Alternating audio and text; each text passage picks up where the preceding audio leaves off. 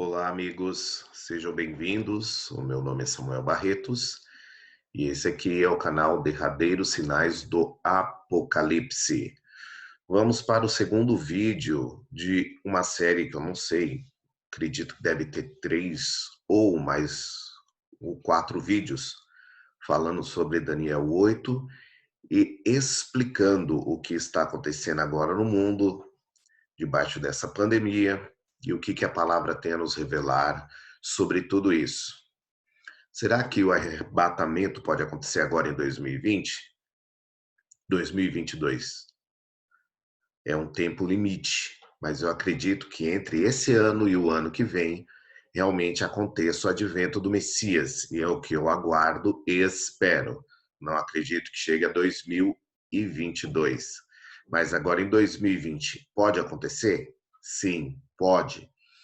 As teorias sobre terceiro templo e que tem que aparecer o primeiro anti-messias para depois vir o arrebatamento, são em vídeos que eu farei mais para frente para tentar explicar a minha linha de raciocínio dentro da palavra do nosso Pai, para que possamos chegar a um entendimento. Agora, meus queridos, continuando da onde foi parado o primeiro vídeo, eu estou aqui em Daniel, no capítulo 8, como vocês podem ver, né? Estou usando aqui a Bíblia online, a NTLH, e no capítulo 8 de Daniel, o título é A Visão do Carneiro e do Bode. Então já foi falado sobre verso 1 até o 9. E vou continuar agora a partir do verso 10 em diante. Você sabia que nossa geração agora, que está vivendo esse momento, esse ano de 2020, está inserido do verso 10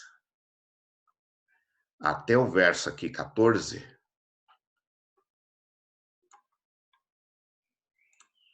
Aqui, ó.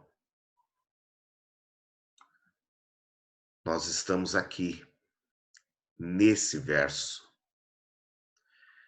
A história aconteceu do verso 10 em diante, mas o verso 14 é onde nós estamos. É o ano agora de 2020. Então, deixa eu começar a explicar. E aí, eu te faço uma pergunta. Você está aguardando o advento do Messias? Quando você acha que vai acontecer? Porque até o final dos anos 90, ali próximo da virada do milênio, era o que as igrejas anunciavam. Depois da virada do milênio para cá, mudou-se a pregação, mudou o sentido, e isso basicamente já não é nem anunciado. E o povo não espera. Sabia você que está me vendo agora, me assistindo, né, que o arrebatamento vai acontecer e que ele pode acontecer entre esse ano e o ano que vem? Porque eu tenho um pensamento que até 2028 tem que se cumprir tudo que está lá em Mateus, no capítulo 24, né? E nós já estamos na metade dele. Basicamente, no Mateus 24, do verso 29 em diante, nós já estamos vivendo esse momento, né? E vai viver esses versículos que estão lá. Mais para frente eu vou falar sobre isso. E aí, querido, querida, você está preparado? Porque o que a palavra diz é: bem-aventurado serão aqueles que, quando o Senhor vier, os achar fazendo assim, assim como o aguardando, o esperando. Bom, aqui, verso 10. Estávamos falando dos chifres, o carneiro e o bode. O carneiro com 2 chifres, fazer uma prévia, relembrar o que passou no vídeo lá atrás. O carneiro com os 2 chifres, o carneiro simboliza o Império Medo-Persa. Pelos 2 chifres, o chifre significa poder. Como o carneiro tinha 2 chifres, então são 2 poderes, o poder dos medos e dos persas, que se uniram para derrubar o Império da Babilônia. Depois, Daniel viu depois do carneiro com os 2 chifres, ele viu um bode com um chifre muito grande. O bode simboliza o Império Grego e ele veio sem tocar o chão, ou seja, é a viagem por navio, porque só existem 2 maneiras de se viajar sem ser por terra, é pelo ar e pelas águas. Lógico, naquele tempo lá de Daniel ainda não existia os aviões. Há quem diga que Isaías chegou a ver, né, teve a visão dos aviões e tentou explicar com a forma que ele via. Na realidade, Isaías, ele foi um profeta que ele viu o cosmos em toda a sua vastidão, né? Ele pôde ver a linha do horizonte cósmico. Ele viu, né, a rede de centenas de bilhões de galáxias que a astrofísica chama de a linha do horizonte, né? Ele cita isso e quando a gente for falar sobre espaço-tempo, vamos citar isso daí. Bom, voltando aqui para não perder a linha de raciocínio, então tem pessoas que acreditam que Isaías viu o avião quando ele cita o verso que ele diz: quem são estes que vêm voando como asas? Quem são estes que vêm voando? Tem asas como águias e vêm olhando pelas suas janelas. O fato é, naquele tempo não existia os aviões. Então, a única maneira de se viajar sem ser por terra era por água. E o bode vinha correndo, mas sem tocar o chão. Então, simboliza que ele vinha numa velocidade muito alta, né? E sem tocar o chão, era pela água, que foi por onde os gregos dominaram o tempo antigo, foi nas batalhas marítimas, né? O filme 300 e Troia mostra bastante isso, né? As viagens pelas águas e as batalhas. Querido, então o bode com o chifre grande simboliza a Grécia e Alexandre o Grande. E quando o bode vence o carneiro e o bode está lá no seu auge da sua força, ou seja, a Grécia está dominando todo o império, é quebrado aquele chifre grande e nasceram 4 pequenos no lugar daquele grande. Esses 4 pequenos, que foi o que eu falei lá atrás no primeiro vídeo, são os 4 generais de Alexandre o Grande, que ficaram no lugar dele, de Alexandre. E daqueles 4 nasceu um pequeno, que é o verso 9 aqui. Desses 4 chifres, ou seja, desses 4 poderes, desses 4 generais gregos, nasceu um chifre pequeno. O chifre era pequeno e começou a crescer, né? Porque na visão os chifres já eram grandes, só esse que nasceu pequeno e foi crescendo, que foi crescendo e se estendeu para o sul, para o leste, para a terra prometida. A terra prometida, né? Usando os termos cristãos, é Israel, porque você olha lá atrás na história bíblica, no Antigo Testamento, aonde o pai vai falando com o povo judeu depois do exílio deles sobre a terra do Egito, que levaria eles para uma terra prometida, a terra que mana leite e mel, que é Jerusalém, Israel. Então esse chifre cresceu até a terra prometida, ou seja, cresceu até Jerusalém. Quem é esse chifre? A pergunta. Primeira pergunta: quem é esse chifre? Vamos aqui. Deixa eu colocar a tela aqui. Esse chifre é esse aqui. Roma. Aqui, para se entender Daniel 8, precisa se entender história. Ah, irmão, mas o que tem a ver história com a Bíblia? Tudo a ver. A história existe porque existe a palavra do nosso Pai. A partir do momento que houve o que a ciência chama de Big Bang, segundo a teoria da evolução de Charles Darwin, e fala sobre o Big Bang, que houve uma explosão, boom, e aí nasceu o cosmos e todo o universo, o multiverso, através de uma grande explosão, não se foge da realidade bíblica.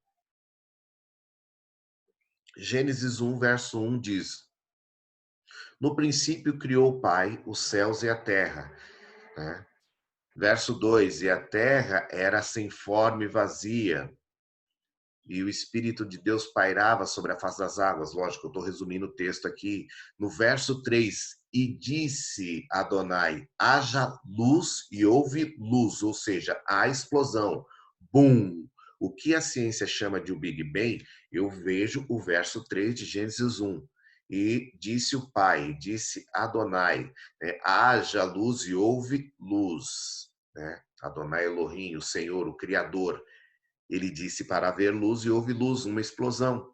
É igual quando você chega aqui na sua casa e você vai ligar o interruptor da luz. Você não vê, mas dentro do interruptor, quando se conecta, quando um metal toca no outro, onde vai se passar a corrente elétrica para haver a luz, há uma pequena explosão.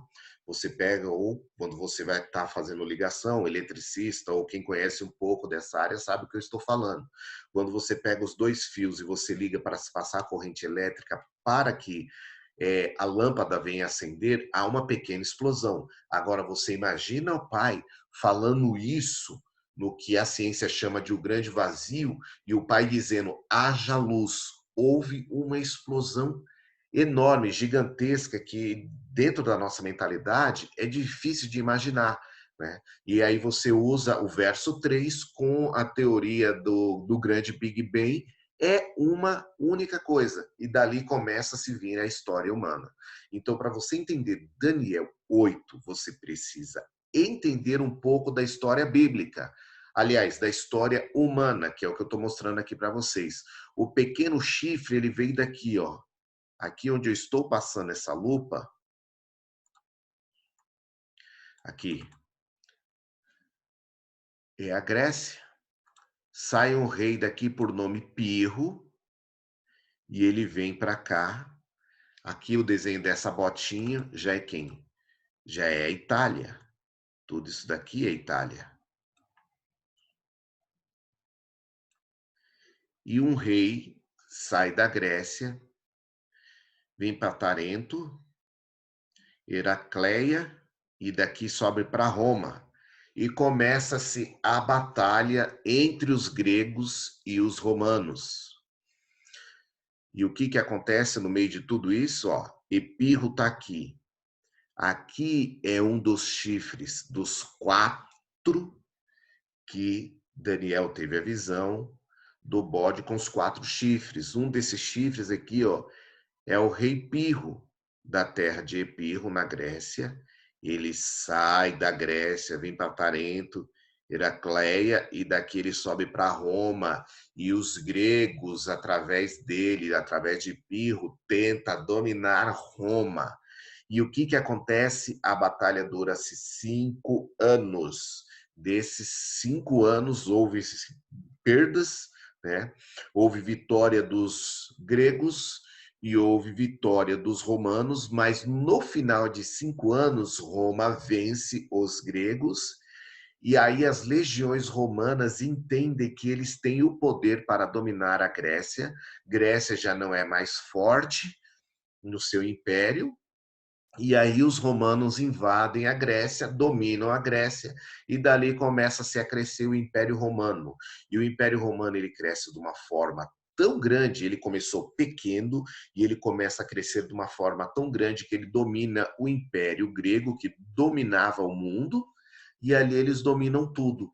E o Império Romano ele desce até a Terra Prometida, que é o que está aqui no verso de número 10. No verso 9, né? Desses chifres, que eram os gregos, nasceu um chifre pequeno, que Roma começou pequeno, e foi crescendo e se estendendo para o sul, para o leste, para a terra prometida. Você vê que quando Yeshua ele nasce e Jerusalém ela é dominada pelo Império Romano. Né? Yeshua nasce, né, debaixo do Império Romano. E aí o verso 10, cresceu tanto que chegou até o lugar onde está o exército dos céus. Agora vamos começar a usar alguns termos, a usar história e aprender um pouco sobre o mundo espiritual. Então, aquele chifre que é Roma, ele cresceu tanto que chegou até o lugar onde está o exército dos céus. Eu vou ler aqui rapidinho para vocês poderem acompanhar, tá? Ó, a Guerra Pírrica ou Guerra de Pirro, que durou de 280 a 275 a.C., foi uma complexa série de batalhas e de mutáveis alianças políticas entre os gregos antigos, especialmente o Epirro, o Reino da Macedônia e as cidades-estados da Magna Grécia. Os povos italianos, principalmente a República Romana, os samitas e os etruscos, além dos cartagineses.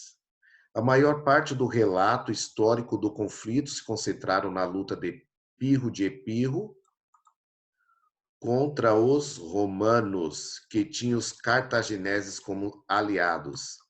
Apesar de Cartago ter de fato prometido ajudar Roma em 280, é incerto qual foi providenciada e qual a sua importância para o resultado na guerra. No final do conflito, os cartagineses se envolveram em sua própria guerra contra Pirro na Sicília. Resumindo, aí, se você jogar no Wikipédia, você vai colocar Guerra Pírrica e vai poder ler como aconteceu, quanto tempo durou, aonde foram as batalhas, mas que no final de tudo, resumindo, né, Pirro deixa a Itália em 275 aqui, ó. 275 a.C. foi quando terminou a Guerra Pírrica. Os romanos derrotaram Pirro na Batalha de Malevento. Pirro pune alguns tarantinos por traição. E aí, final de tudo, ó, Pirro deixa a Itália, fim da guerra entre Roma e Pirro. Ou seja, Pirro perde a batalha, né? E aí se começa, ó, Roma passou a controlar, a partir de então, toda a Península Itálica, o Estreito de Messina, até a fronteira apenina, com os gauleses ao longo do rio Arno e Rubicão. Roma vence a batalha. E aí começa o domínio do Império Romano. Por isso que diz que o chifre, de um desses, nasceu um chifre pequeno e foi crescendo. Verso 10. Cresceu tanto que chegou até o lugar onde está o exército do céu. Que exército é esse? Que são as estrelas? Quem são essas estrelas? Agora vem os fatos importantes. A Terra Prometida, como eu expliquei aqui, é Jerusalém, Israel. Então o Império Romano cresce até Israel, cresce até Jerusalém. Yeshua nasce onde está o Império Romano dominando, ali Jerusalém.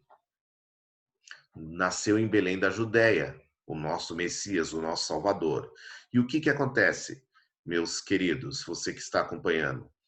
Cresceu tanto que chegou até o lugar onde está o exército do céu. O exército do céu, existe o Pai Celestial, Adonai Elohim, o Senhor, o Criador, ele tem 72 atributos. São 72 atributos que indicam a sua personalidade, quem o pai é, o que ele faz, né? Tem algumas músicas que até cantam. Tem uma que eu gosto muito, que é Edson e Thelma. Eu acho que dá até para colocar aqui para vocês poderem entender o que eu estou dizendo sobre os atributos. E vocês vão entender. Os cristãos cantam algum desses.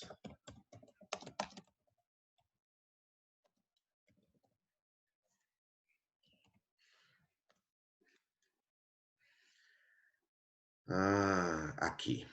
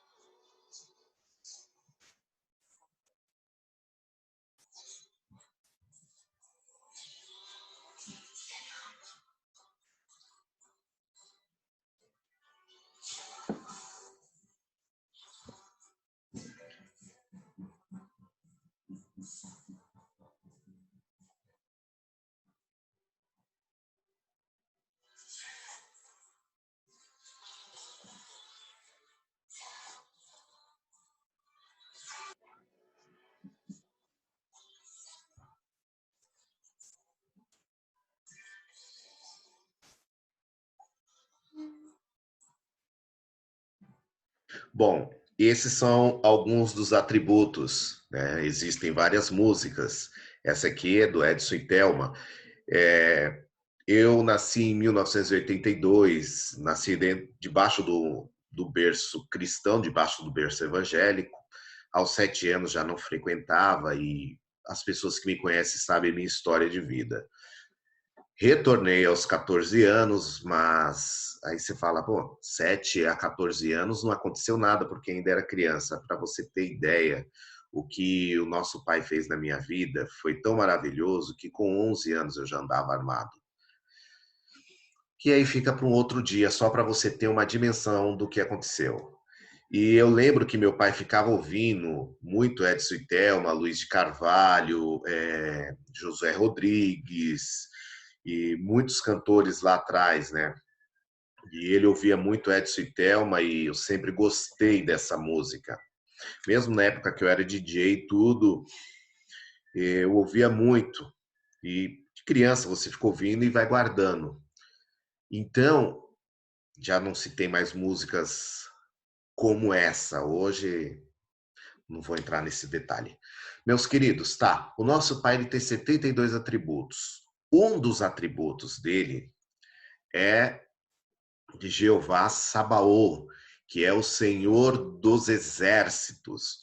Os profetas lá atrás, no Antigo Testamento, você vê muito Ezequiel, você vê Isaías usando muito esse termo, né?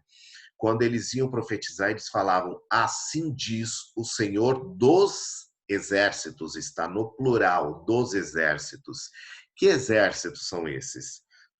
Nas aulas em que eu costumo dar, as pessoas que me acompanham, seja em casa, em igreja, né? E eu digo que o Senhor dos exércitos, o que é os exércitos no plural? Os céus, não existe só um céu, isso é comprovado. A astrofísica comprova isso.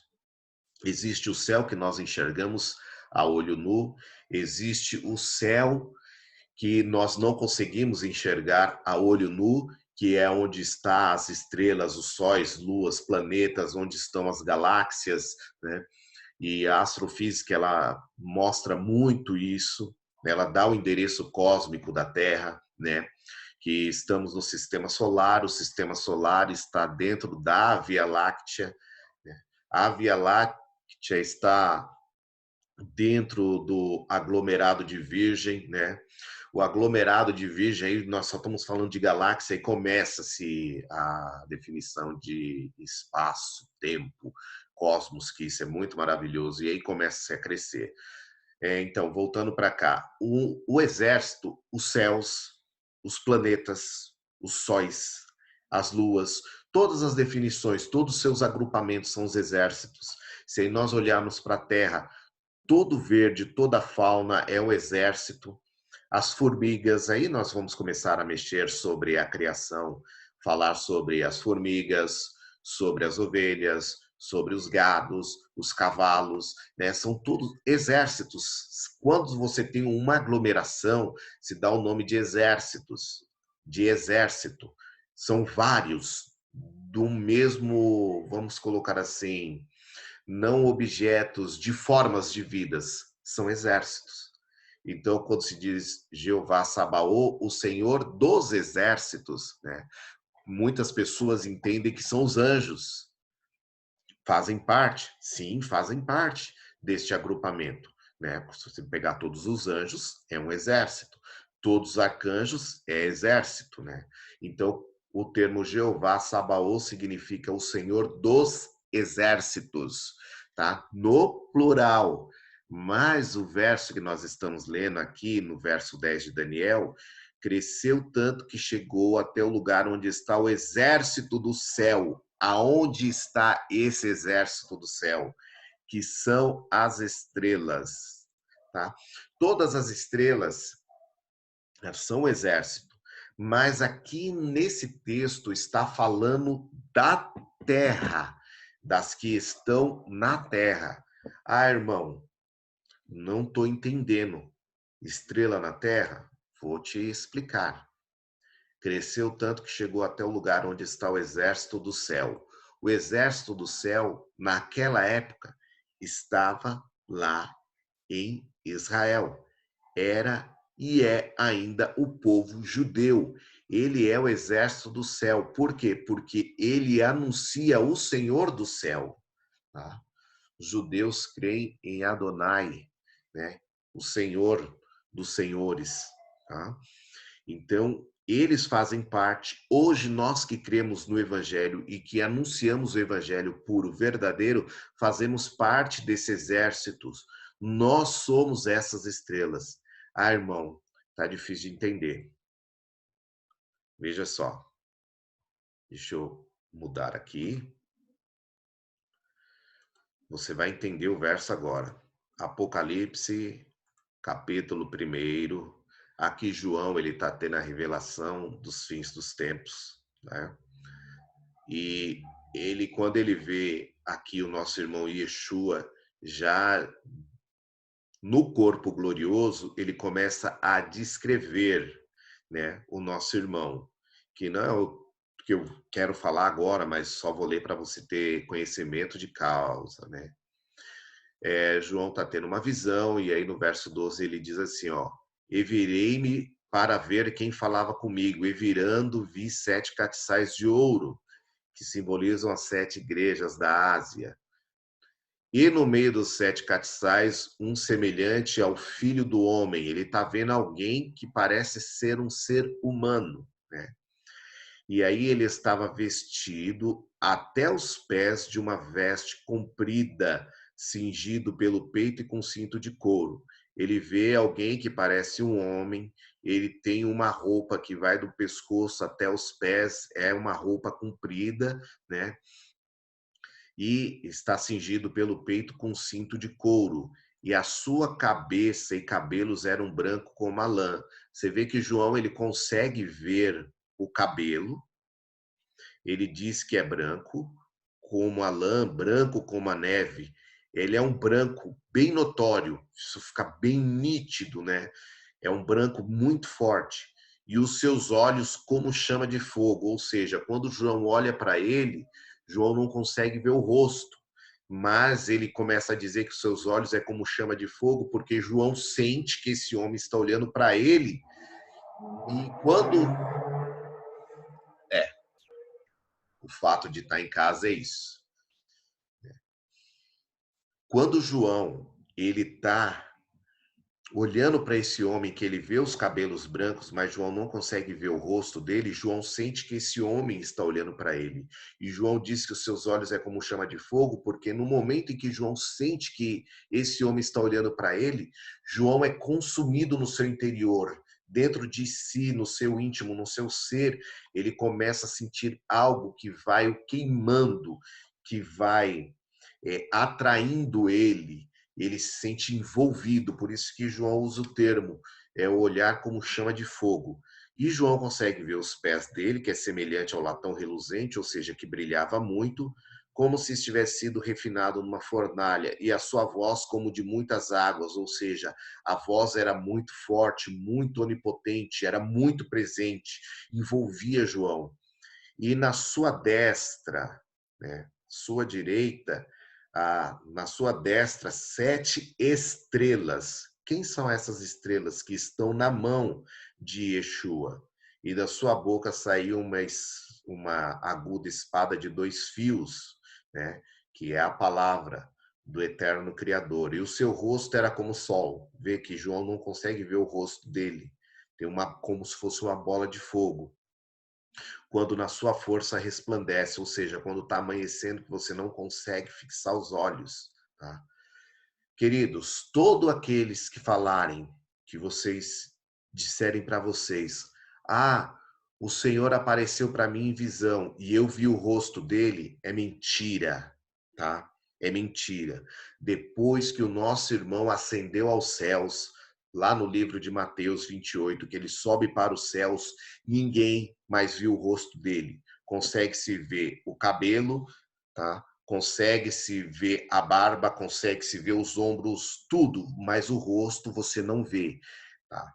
Você consegue ver sobre Paulo falando sobre isso, que ele viu uma luz muito forte, depois ele define o homem, mas ele não consegue ver o rosto. Você vê João é quem mais fala e ele não consegue ver o rosto desse homem, tá? Que é Yeshua. Só vai ser revelado a nós no arrebatamento e depois para os seres humanos que estiverem aqui na sua segunda vinda. Mas fora isso, depois da ascensão dele, lá em Mateus 28, até hoje, quando ele aparece em visão, ninguém consegue ver o rosto, tá? Você consegue ver, sim, o restante do corpo, mas o rosto não. Então, quando alguém contar para você, o Senhor apareceu para mim em visão e eu vi o rosto dele, é mentira. Nós temos a palavra do Pai, temos a Bíblia, que é onde estamos baseando a nossa fé, e dentro disso ninguém mais viu depois da ascensão aos céus, tá? Fica aí a dica. E aí João ele fala, ó, e quando eu vi cair aos seus pés como morto, ele pôs sobre mim a sua destra, a sua mão direita, dizendo, não temas, eu sou o primeiro e o último. Né? Algumas traduções dizem, eu sou o alfa e o ômega. E o que vive, fui morto, dizendo ele quem ele é. Né? Que ele, como ser humano, nosso irmão, ele morreu. Mas eis aqui, estou vivo para todo sempre. Amém. Eu tenho as chaves da morte e do inferno. Isso aí fica lá em Apocalipse 18, se não estiver enganado, 19. Eu vou comentar muito sobre isso. Escreve as coisas que tem visto e as que são e as que depois destas hão de acontecer. O mistério das 7 estrelas, que para João era um mistério, né? Que viste na minha destra, na minha mão direita, e dos 7 castiçais de ouro. Olha o que Yeshua, olha o que o nosso irmão vai falar para João.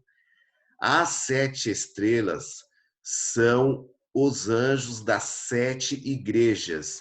Então, o anjo da igreja que nós conhecemos como pastor, ele é considerado como estrelas, como uma estrela. Você, meu querido, que está aí pastoreando, não importa se a congregação onde você está é uma congregação de 10, 12, 15, 20 pessoas, 30, não importa se é uma congregação onde tenha 2, 3, 5, 10 mil pessoas, não importa o número.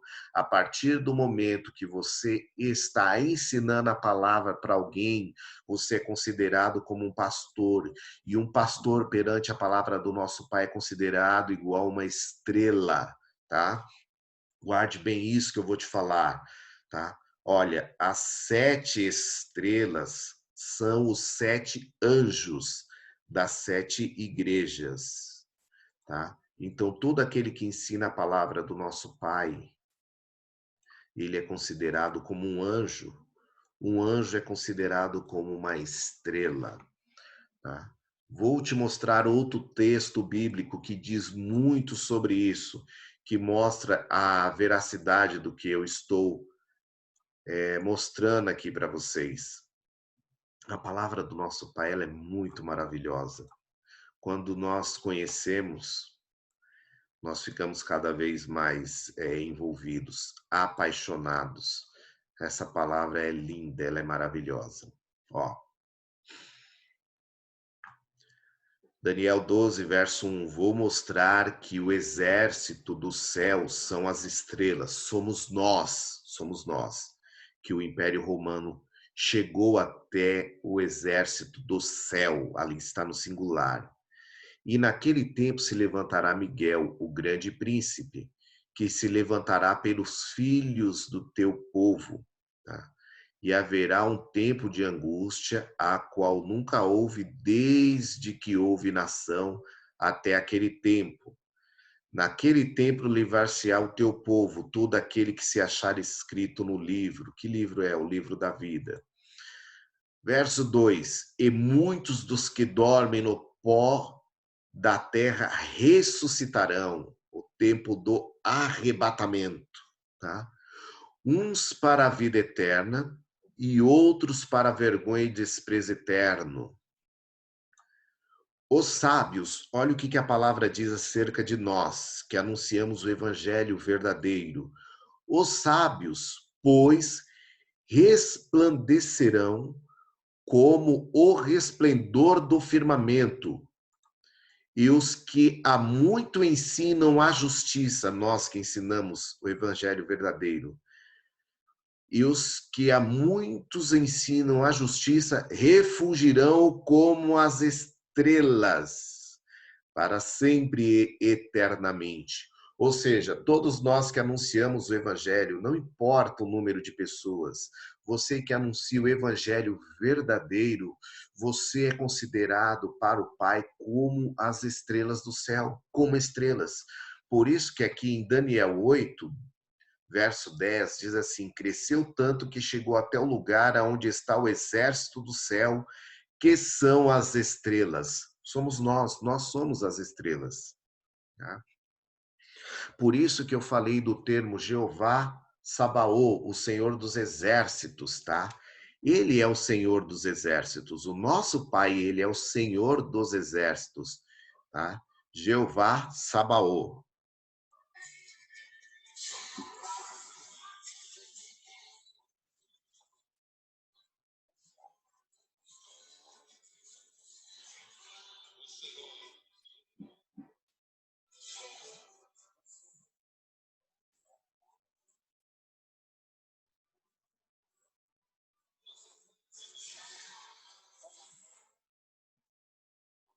Jeová Sabaô, o Senhor dos Exércitos.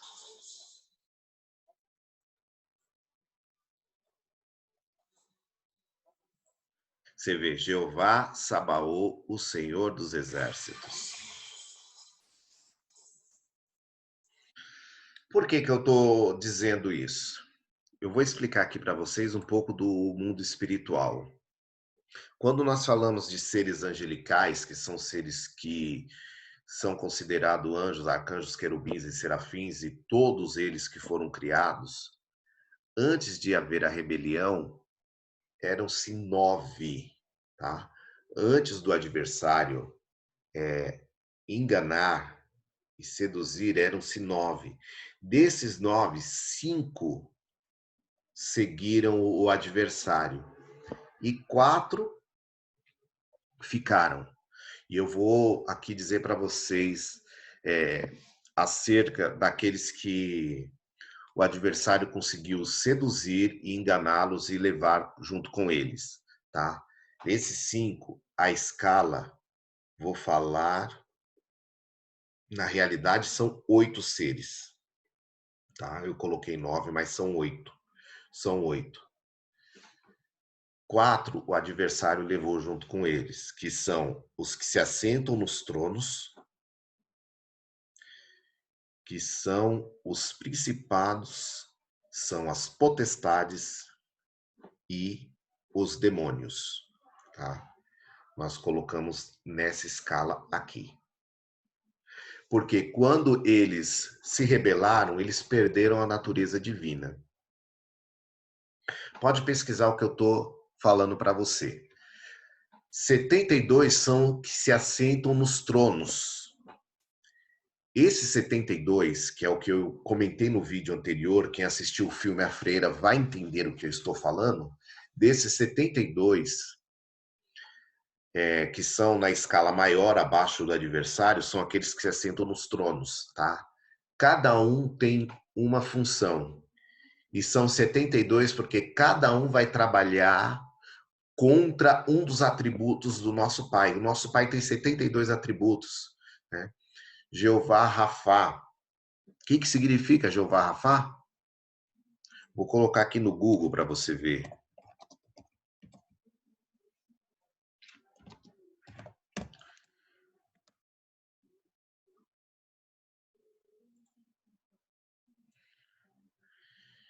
Aí, bom, Jeová Rafá, qual o significado?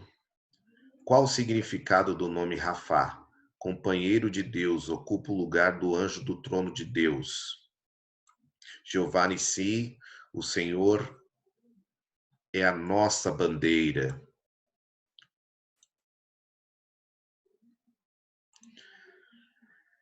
Então, queridos, o que que acontece? Deixa eu ver se nesse site aqui ele explica melhor. Jeová Rafá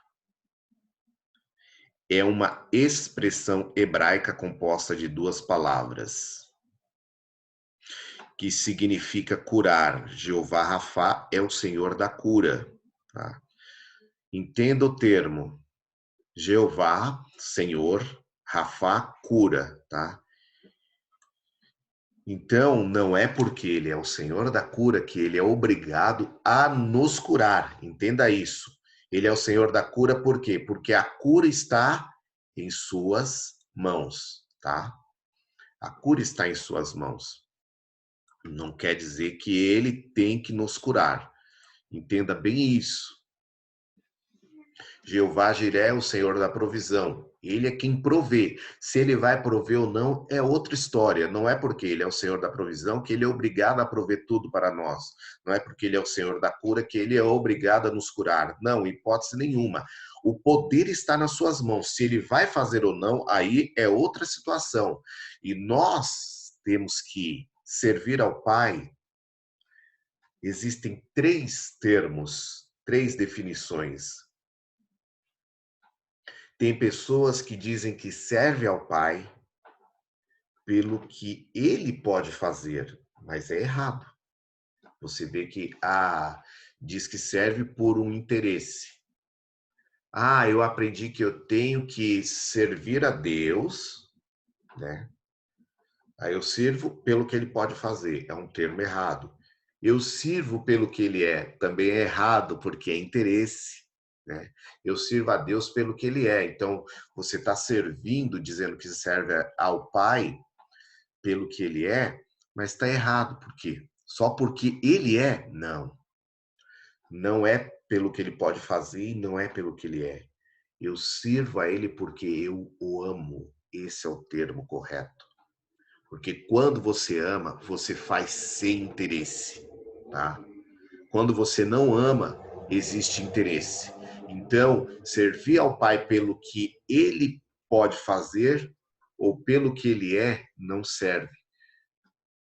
Porque eu o amo. Essa é a definição. O mandamento, os 10 mandamentos, se resume a dois. Amar, já começa com o termo amar ao Pai acima de tudo e depois ao próximo. Está entrando o amor. Se você não serve ao Pai por amar a Ele, é tudo em vão. É em vão. Porque o amor, ele faz com que você venha dar o melhor de si em benefício ao próximo, não a você. É sempre o próximo. Ele é o importante. Então você faz sem interesse, sem esperar nada em troca. Que foi o que o nosso irmão fez por nós. Deu a vida dele em amor a nós, sem esperar nada em troca. Tá? Então, são 72 atributos, dos que se rebelaram, 72 se assentam em tronos. Jeová Rafá, o Senhor da cura. Tem um desses seres que se assenta no trono, que ele vai trabalhar para que haja doenças, tá? Não estou dizendo que todas as doenças que existem no mundo são provocadas pelas forças do mal. Não, tá? A partir do momento em que houve a queda lá de Adão e Eva, em Gênesis 3, né, não existia doença, a doença entrou no mundo. Para você ter ideia, antes da queda de Adão e Eva, não tinha, as rosas não tinham espinhos, tá? Gênesis 3:18, espinhos e cardos a terra também produzirá. Então, todo tipo de aflição humana veio depois da queda. Não existia doença. A doença entrou no mundo depois da desobediência. Então, tem um desses seres que se assenta no trono que ele vai trabalhar para que a doença se espalhe, se propague o mais rápido possível, para que tenha aflições nas pessoas. Jeová Rafa, o Senhor da cura. Então, tem um que vai trabalhar para trazer somente doença. Quem assistiu o filme A Freira, aparecer o demônio que estava na freira. Se vocês pesquisarem ou assistirem o filme, o nome do demônio é Valak. Valak é um dos seres que se assenta no trono. Ele sozinho vai controlar, em média, se eu não estiver enganado, são 32 mil legiões de potestades. As potestades controlam os principados controlam os demônios. Né? Então, existe-se uma escala. Ah, irmão, isso é bobeira. Você está falando para mim que existe patente? Lógico que existe. Existem os anjos, arcanjos, querubins e serafins. Existem patentes. Tudo na vida tem as suas patentes, tem as suas ordens, tem as suas escalas. Né? Então, a mesma coisa acontece no lado espiritual, do lado da maldade, tá? E eles se assentam em patentes. Por que que você acha que Paulo, quando ele vai escrever, se eu não estiver enganado, no livro de Éfeso, não vou lembrar agora o livro, ele diz assim que o Senhor nos colocou assentado nas regiões celestes, acima dos tronos e dos principados. Ou seja, Paulo ele está definindo ali, ele está dizendo nas escalas espirituais, ele está dizendo que o Senhor nos colocou assentado nas regiões mais altas, acima de tudo isso, acima de todas as esferas espirituais, o Senhor nos colocou assentado nas regiões mais altas. Tá? Ele tinha conhecimento do mundo espiritual, ele sabia qual que era o chamado e aonde o Senhor tinha colocado ele. Tá? Por isso que ele usa esse termo. Então, o filme A Freira fala de Valak. Valak é um daqueles que se assenta no trono, são 72. Né? E por que que eu estou dizendo isso? Porque fala do exército do céu, que é Jeová Sabaô, o Senhor do exército. Dos exércitos, desculpe. Que são as estrelas. Nós somos as estrelas. Prosseguindo o verso. Jogou na terra alguma delas e as pisou. Delas quem? Das estrelas. Jogou na terra alguma delas e as pisou. O Império Romano jogou alguma dessas estrelas e as pisou. Aqueles que ensinam a verdade. Que nem está aqui em Daniel 12:3, ó. E os que muito ensinam a justiça refulgirão, brilharão como as estrelas. Então, o exército romano jogou na terra alguma desse povo e pisou em cima deles. Né? Inquisição papal mostra muito isso, mas antes da Inquisição papal, lá em 70 depois de Cristo, o exército romano invadiu Jerusalém, destruiu Jerusalém, tacou fogo na cidade. Verso 11, amados, né? Olha o tempo que levei para tentar explicar somente o verso 10. E ainda tem o 11, o 12, o 13 e o 14. Vai ter que se fazer mais vídeos. Eu vou começar só no verso 11 para terminar essa parte de exército e de Senhor para vocês entenderem, tá? Verso 11. Chegou até a desafiar o comandante desse exército. Quem chegou a desafiar o comandante desse exército? Aquele pequeno chifre, que ele foi crescendo e chegou até Israel, Jerusalém. Esse pequeno chifre é o Império Romano. O Império Romano chegou até a desafiar o comandante desse exército. De que exército? Do céu. Aí eu te pergunto, quem é o senhor desse exército? Ah, é Deus. É Adonai Elohim, é o Senhor, o Criador. Não. Adonai Sabaô. Você não falou que é o Senhor dos exércitos? Sim, é o Senhor, é o chefe desse exército. Mas quem é o comandante? Quem é que comanda esse exército? É a pergunta que eu te faço. Porque o Império Romano chegou a desafiar o comandante desse exército. Quem é? É Yeshua. É o nosso Senhor. Ele é o comandante desse exército. Mas, irmão, aonde está isso? Vou mostrar para você. Vamos aqui em Josué, no capítulo 5, a partir do verso de número 12. 10, 11, 12. 13. Ó.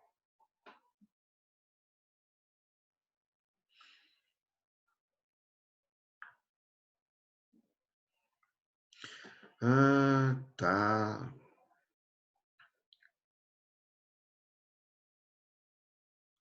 E sucedeu que, estando Josué ao pé de Jericó, Josué aqui ele já tinha atravessado o Rio Jordão junto com o povo judeu. E ele ia começar a tomar Jericó e a tomar a terra prometida, né? Verso 13. E sucedeu que, estando Josué ao pé de Jericó, levantou os seus olhos e olhou, e eis que se pôs em pé diante dele um homem que tinha na mão uma espada nua. Josué atravessa o Rio Jordão com o povo hebreu ali, e quando ele chega na Terra Prometida, que já começa por Jericó, quando ele chega no pé da entrada ali de Jericó, no caminho que ia começar Jericó, ele viu que tinha um homem em pé diante dele e estava com uma espada nua. Uma espada nua é uma espada fora da bainha, tá?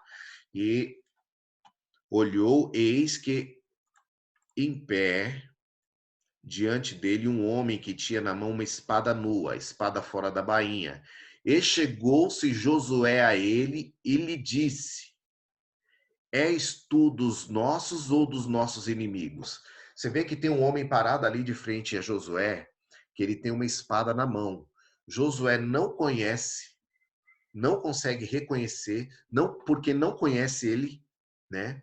Não sabe da onde que ele é, porque não posso explicar, mas ele não tinha uma roupa que se adequava à roupa que os judeus estavam usando, que o povo hebreu usava, e ele também não conhecia, não sabia se era do exército inimigo.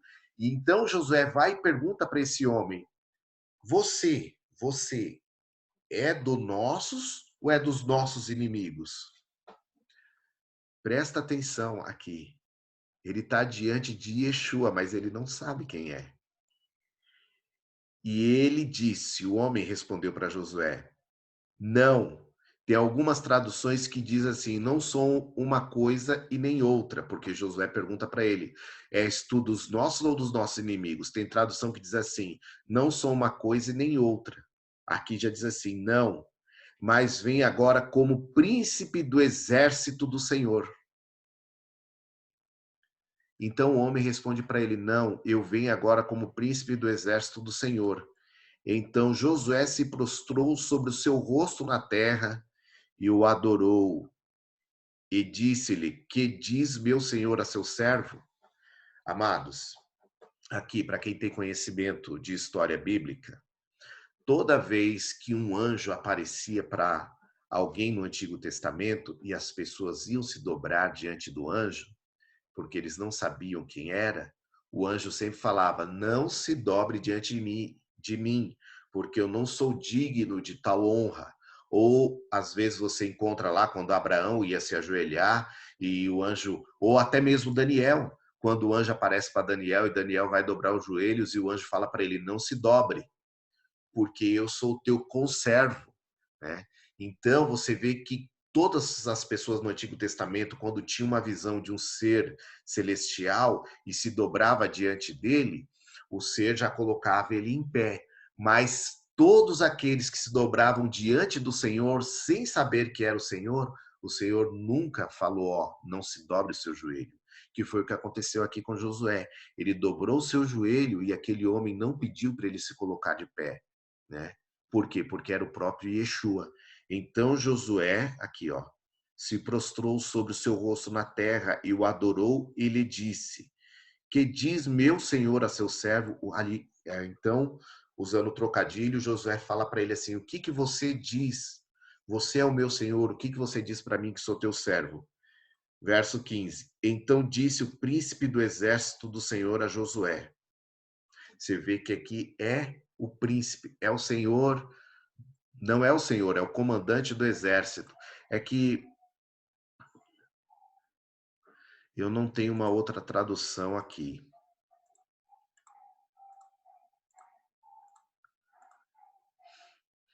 Ó, nova versão internacional. Vamos ver se nessa aqui eu consigo ter uma. Tradução de... Ah, aqui, ó. Eu estou usando a nova versão internacional. Um dia depois de comerem do produto da terra, o maná cessou. Já não havia maná para os israelitas, e naquele mesmo ano eles comeram do fruto da terra de Canaã. Verso 13: Estando Josué perto de Jericó, olhou para cima e viu um homem em pé, empunhando uma espada. Aproximou-se dele. Josué se aproximou desse homem e lhe perguntou: Você é por nós ou por nossos inimigos? Aqui o termo que eu tinha falado para vocês. Verso 14. Yeshua é lindo demais. É maravilhoso. Nem uma coisa nem outra, respondeu ele, aquele homem que estava com a espada. Venho na qualidade de comandante do exército do Senhor, né? Você vê que casa certinho com o texto aqui, né? Chegou até a desafiar o comandante desse exército. Aqui nessa página eu estou em Daniel 8. E aqui estou em Josué 5, verso 14. Nem uma coisa, nem outra, respondeu ele. Veio na qualidade do comandante do exército do Senhor. Então Josué prostrou-se, rosto em terra, em sinal de respeito, e lhe perguntou: Que mensagem o meu senhor tem para o seu servo?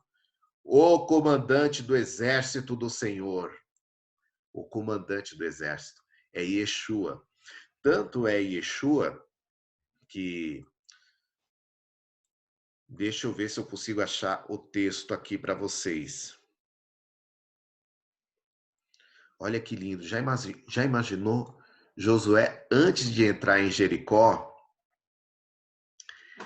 ele encontra com Yeshua lá atrás, né? Apesar que Yeshua vem na frente do povo judeu desde a saída da terra do Egito, né? E quando eu for falar para vocês sobre isso, vocês vão entender que realmente é Yeshua que vinha caminhando com o povo lá no deserto. Ó, Apocalipse 19. Vou provar para vocês mais uma vez que o comandante do exército é Yeshua. Aqui João ele está tendo uma visão, né? Em Apocalipse 19, que aqui fala acerca da segunda vinda, tá? O arrebatamento é um evento totalmente diferente da segunda vinda, tá? Verso 11, João, ele começa a descrever a visão que ele está tendo. Vi o céu aberto e diante de mim um cavalo branco, cujo o cavaleiro se chama Fiel e Verdadeiro, né? Que aqui é Yeshua. Ele é fiel, ele é verdadeiro. Ele julga e guerreia com justiça. Olha a definição. Os seus olhos são como chama de fogo. É o mesmo homem de Apocalipse 1 que nós estávamos lendo, né? Quando eu fui falar acerca das estrelas. Ó, vou vir aqui para Apocalipse capítulo 1, né? E voltei-me para ver quem falava comigo, e voltando vi 7 candelabros de ouro, 7 catiçais, né? E entre os candelabros ou catiçais, semelhante a um filho de homem com uma veste branca que chegava aos pés e um cinturão de ouro ao redor do peito. Irmãos, pode ser muito repetitivo o que eu estou falando nos vídeos, mas é que eu falo bastante, eu repito, porque a palavra, para algumas pessoas elas não têm tanta facilidade e outras têm, por isso que eu repito bastante, tá? Não me achem maçante, porque eu repito bastante para que as pessoas que não têm tanta facilidade de entendimento na palavra consigam entender, tá? Ó, João descrevendo, sua cabeça e seus cabelos eram brancos como a lã, tão brancos quanto a neve, e os seus olhos eram como chama de fogo. Você vê que é o mesmo homem aqui de Apocalipse 19, que é Yeshua, tá? Os seus olhos são como chama de fogo, e em sua cabeça há muitas coroas, e um nome que só ele conhece e ninguém mais. Eu vou explicar para vocês em outros vídeos o que são essas coroas e o nome e tudo mais. Ele está vestido com um manto tingido de sangue, o seu nome é Palavra de Deus. Os exércitos do céu o seguiam vestidos de linho fino, branco, puro e montados em cavalos brancos. Da sua boca saiu uma espada afiada. Você vê que aqui o comandante do exército é Yeshua, que é o que está aqui no verso de número 11, de Daniel 8. Chegou até a desafiar o comandante desse exército, que é Yeshua. Yeshua foi desafiado pelo governo romano, ele foi sentenciado à cruz ou à estaca de execução, né? Aí vai o termo que você quiser, pelo governo romano, ele morreu na cruz ou na estaca, mas ele foi morto pela mão romana. Como assim ele foi morto pela mão romana?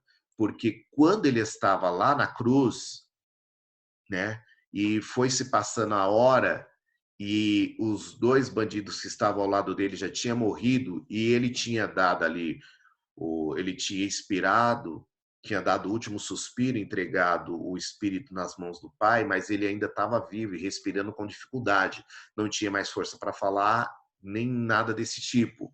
Então, para se acelerar o processo da morte, porque já estava chegando perto das 6 horas da tarde e os corpos não podiam ficar expostos ali em praça pública, o que o centurião romano fez?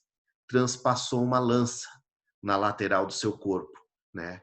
E o matou. Ele morreu na cruz, mas ele foi morto pela mão romana, foi sentenciado, vou corrigir aqui, ele foi sentenciado pelos romanos à cruz e foi morto na cruz pela mão romana, tá? Então, meus irmãos, o segundo vídeo termina aqui, tá? Eu peço que você dê um like, ajude a divulgar o canal, né? Se inscreva no canal para que conforme forem saindo os vídeos, vocês possam ir acompanhando. Eu vou montar a playlist, vou colocar na sequência, tá? Para que se você começou a assistir o vídeo agora, para você saber qual é o primeiro, o segundo, e vou montando os vídeos conforme forem vindo as suas sequências, para que ninguém se perca, tá bom? Deixa eu ver se eu consigo achar o texto aqui. Aqui é a zombaria, nós vamos falar muito disso, né? Bom, vamos falar. Olha, vai entrar a parte de história, você vai saber por que que Jesus ele disse, Yeshua disse assim, tenho sede, por que que deram o vinagre para ele, né? Vou mostrar para vocês o significado de tudo isso, nada foi em vão, sempre tem um porquê, nada é à toa, né? Nós estamos terminando aqui nesse ano, terminando tudo que se precisava para que acontecesse o advento, o arrebatamento, e vai acontecer.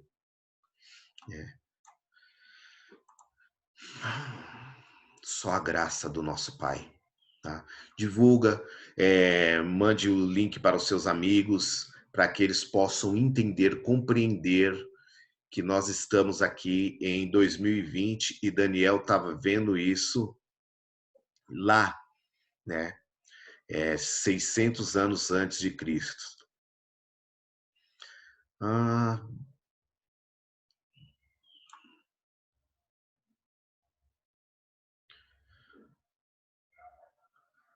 não estou conseguindo achar, mas tem o texto, né, que fala que o centurião ele transpassou, não lembro, já fui em Mateus, Lucas, deixa eu vir em João.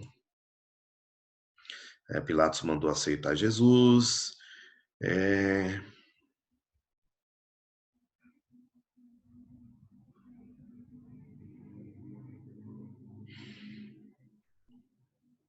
Mais tarde disse: tenho sede. Você vai saber o porquê do vinagre. Por que que foi um vinagre, né?